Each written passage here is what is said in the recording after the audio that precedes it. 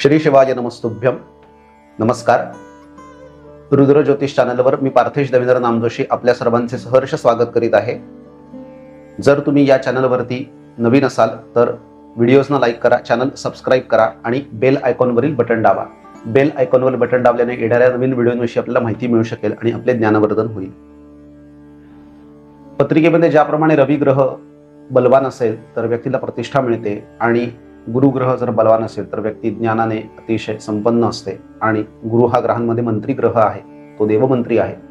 तर त्यामुळे गुरुग्रह बलवान असेल तर व्यक्ती ज्ञानी आणि पुष्ट आणि व्यक्तीला समाजामध्ये अतिशय मानसन्मान प्राप्त होतो.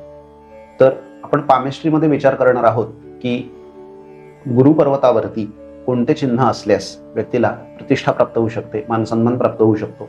तसेच गुरुपर्वतावरती कोणते चिन्ह असल्यास व्यक्तीला सुंदर आणि सुशील पत्नी मिळते, तसेच श्रीमंत पत्नी मिळते. हा योग कशामुळे घडून येतो याचा आपण आज विचार करणार आहोत.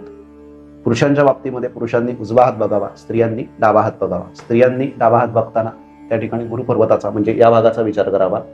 जर पुरुषांचा हात असेल तर त्यांनी उजव्या हातावरती गुरुपर्वत म्हणजे हे क्षेत्र आहे या भागाचा विचार करावा.